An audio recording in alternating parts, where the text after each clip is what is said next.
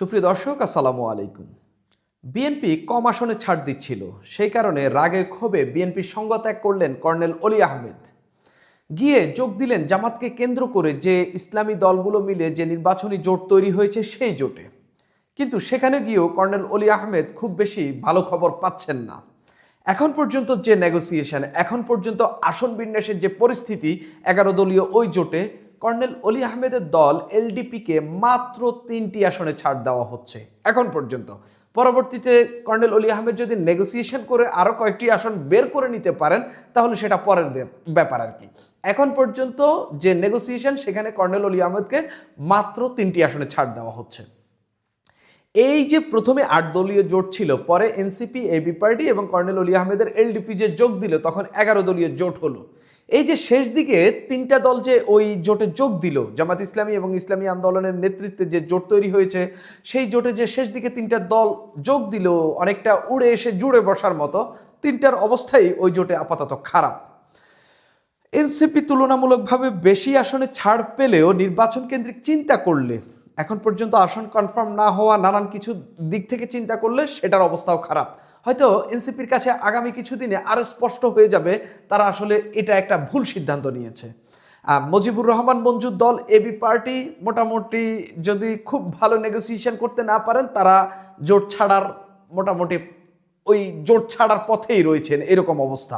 তো শুরুতে একটু এলডিপির কথা বলা দরকার। এলডিপিকে বিএনপি 3টি আসনে ছাড় দেওয়ার কথা হচ্ছিল, শেষ পর্যন্ত নেগোসিয়েশন করলে আর 2-1 আসন পেতেন কিনা সেটা আমি বলতে পারছি না।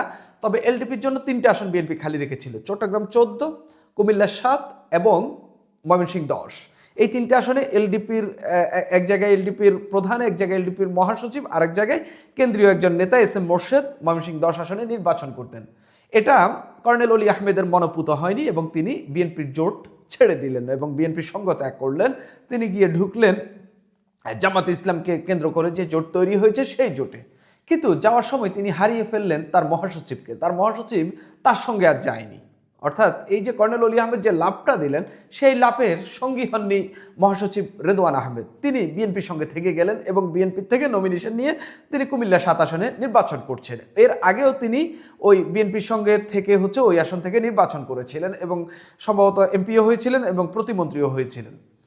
তো কর্নেল অলি আহমেদ এই লাভ দেওয়ার ক্ষেত্রে তিনি তার মহাসচিবকে হারিয়ে ফেললেন এবং গিয়ে যে খুব একটা লাভ হইল, অন্তত আসনের যে বিন্যাস, সেই বিন্যাস দেখা মনে হচ্ছে না যে খুব একটা বেশি লাভ করতে পারলেন। কেননা বিএনপির জোটের থেকে আপনি যদি 3 আসন পান, মোটামুটি আপনি কনফার্ম যে এই 3 আসনের মধ্যে 2টাতে জিততে পারবেন। কেননা তুলনামূলকভাবে জামাত ইসলামী, ইসলামী আন্দোলন, ওই জোটে যে দলগুলো রয়েছে, সেই দলগুলো সব মিলে যে ভোট, সেই ভোটও বিএনপির কাছাকাছি আছে কিনা এটা নিয়ে সন্দেহ রয়েছে।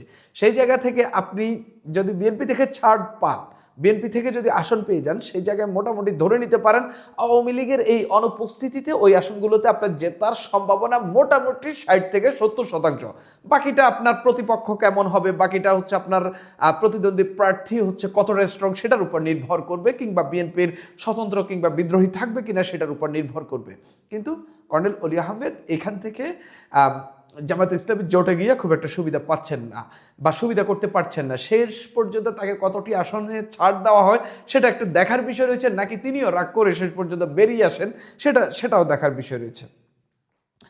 দ্বিতীয়ত, এনসিপি জাতীয় নাগরিক পার্টি সারা বছর জামাত ইসলামের বিরুদ্ধে কথা বলেছেন, আবার মাঝে মধ্যে পক্ষেও বলেছেন, কিন্তু অনেকেই জামাত ইসলামের বি টিম হিসাবে এনসিপিকে চিহ্নিত করেছে। সেই এনসিপি শেষ দিকে এই জামাতে ইসলামকে কেন্দ্র করে যে জোট তৈরি হয়েছে, সেই জোটে যোগ দিয়ে নিজেদের গায়ে সেই কালিমাটা লেপন করলো এবং মানুষ যে অভিযোগগুলো তুললো, সেই অভিযোগগুলোর এক ধরনের যে বাস্তবতা রয়েছে সেটার প্রমাণ তারা মানুষের কাছে করে দিল। পত্রপত্রিকার যে খবর এবং দলীয় সূত্র মতে যে খবর, এনসিপি এই জামাতে ইসলামের জোটের সঙ্গে 30 আসনের নেগোসিয়েশন করেছে, অর্থাৎ এনসিপিকে 30টি আসনে ছাড় দেওয়া হবে। বিএনপি এনসিপিকে 5-7টি আসন অফার করেছে, এরকম রাক্ষোভ থেকে তারা নাকি জামাতে ইসলামী থেকে বা ওই জোট থেকে 30টি আসন পেয়ে তারা সেখানে যোগ দিল। কিন্তু এনসিপির কি 30 আসন কনফার্ম? এখন পর্যন্ত কি ওই জোট কনফার্ম করতে পেরেছে যে এনসিপিকে কোথায় কাকে নমিনেশন দেওয়া হচ্ছে, কোথায় কাকে জোটের পক্ষ থেকে প্রার্থী করা হচ্ছে? কনফার্ম না। এখন পর্যন্ত এনসিপির মাত্র 8 জন প্রার্থী কনফার্ম হয়েছে। তারা জানেন ওই 8 জন যে কোথায় কে নির্বাচন করছেন, বাকি 22 জনের বিষয়টা এখনো কনফার্ম না। এই নিয়ে এনসিপির নেতারা মোটামুটি অন্ধকারে রয়েছেন। এর বাইরেও 2-1 জন মোটামুটি কনফার্ম, কিন্তু এখনো দলীয় জোটের যে ঘোষণা সেই ঘোষণা এখনো আসেনি, কিন্তু এটা নিয়ে একটা অন্ধকারের নেতারা রয়েছেন এবং কে কোথায় নির্বাচন করবেন এখনো জানেন না। শেষ দিকে যদি সফল করা হয়, ধরেন একজন প্রার্থী, ধরেন তিনি এখন ঢাকার একটি আসনে অ্যাক্টিভিটিস চালাচ্ছেন, তাকে হঠাৎ করে ধরেন তার আরেক জায়গায় নমিনেশন নেওয়া আছে, তাকে সেখানে শিফট করা হলো, তাহলে কিন্তু এটা একটা বড় ধরনের ঝামেলা লেগে যাবে। তো এনসিপির এখন পর্যন্ত যে 8 জনের আসন কনফার্ম হয়েছে সেটা একটু বলি। ঢাকা 11 নাহিদ ইসলাম, রংপুর 4 আক্তার হোসেন, কুমিল্লা 4 হাসনাত আবদুল্লাহ, পঞ্চগড় 1 সার্জিস আলম, ঢাকা 8 নাসিরউদ্দিন পাটোয়ারি, নোয়াখালী 6 আব্দুল হান্নান মাসুদ, কুড়িগ্রাম 2 আতিক মুজাহিদ, নারায়ণগঞ্জ 4 আব্দুল্লাহ আল আমিন। এই 8 জনের বাইরে আর কারো নমিনেশন বা জোটের পক্ষ থেকে প্রার্থিতা এখনো কাউকে নিশ্চিত করা হয়নি, অর্থাৎ এটা নিয়ে এনসিপি একটা অন্ধকারে রয়েছে। এই যে এই 22 জনকে কাকে দেওয়া হয়, কে বসে যাবে, কাকে প্রার্থী করা হবে জোটের, সেসব নিয়ে একটা গুরুতর একটা সন্দেহের মধ্যে রয়েছে এনসিপি। অর্থাৎ এই জোটটার মধ্যে যে আসনের বিন্যাস নিয়ে যে বিশাল একটা খেলা চলছে, বিশাল একটা দর কষাকষি চলছে, সবাই যে গুরুত্বপূর্ণ আসনগুলো চেয়ে বসছে, যে ওই অমুক নেতার আসন অমুক দলের নেতা চেয়ে বসছে, এই অসুবিধাগুলো এই জোটটার মধ্যে চলছে, যার কারণে দীর্ঘ সময় আগে এই জোটটি গঠিত হইলেও এখন পর্যন্ত তারা আসন বিন্যাস করতে পারেননি। এখন আপনি বলতে পারেন দীর্ঘ সময় আগে কই হইল? 8 দলের যে জোট সেটা তো অনেক আগেই থেকে হলো, তারা বেশ কিছুদিন ধরে আন্দোলনও করছেন, কর্মসূচিও দিচ্ছেন, বিভাগীয় সমাবেশও করছেন, সবই করছেন, কিন্তু তাদের আসন বিন্যাস হয়নি।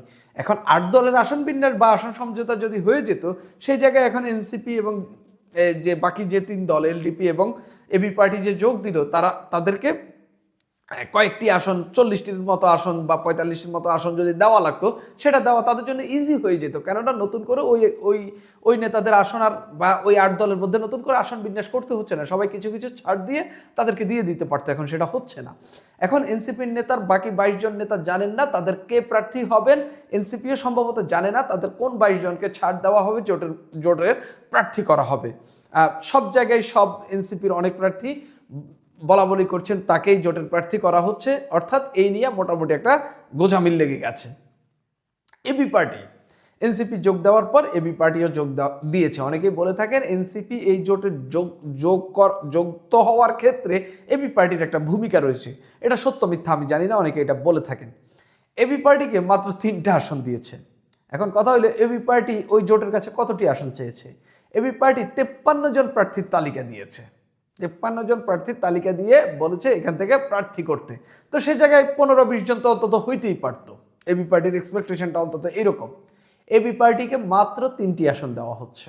এখন পর্যন্ত যে আসনের যে বিন্যাস, এখন পর্যন্ত জোটের যে নেগোসিয়েশন, সেই নেগোসিয়েশন মতে এলডিপি এবি পার্টি 3টা করে আসন পাচ্ছে, বা 3টা করে আসন তাদেরকে ছাড় দেওয়া হচ্ছে। এর মধ্যে তো একজন তাদের চেয়ারম্যান মুজিবুর রহমান মঞ্জু ফেনী 2 আসন থেকে নির্বাচন করবেন, আরেকজন আসাদুজ্জামান ফুয়াদ তিনি ভোলার একটি আসন থেকে নির্বাচন করবেন। অর্থাৎ এই যে এবি পার্টি তাদের মধ্যেও ক্ষোভ রয়েছে, তারা খুব একটা বেশি জোটে গিয়ে যে খুশি হয়েছে সেরকম কিছু ঘটেনি, সেটা মুজিবুর রহমান মঞ্জুর একটা বক্তব্যের মধ্যে দিয়ে স্পষ্ট হচ্ছে। আজকে একটা রিপোর্ট হয়েছে কাল বেলাতে, সেখানে একটা বক্তব্য এসেছে মুজিবুর রহমান মঞ্জুর। সেখানে তিনি বলছেন জামায়াত থেকে আমাদের 3 আসন দেওয়ার কথা বলেছে, বাকি আসন নিয়ে আলাপ চলছে। তারা 53টি আসনে প্রার্থী তালিকা দিয়েছে, 53 জন প্রার্থীর তালিকা দিয়েছে। তিনি বলছেন সিদ্ধান্ত হওয়ার পর জানাবো জোটে থাকবো কি থাকবো না। অর্থাৎ 3 আসনে তিনি থাকবেন না, এটা মোটামুটি কনফার্ম।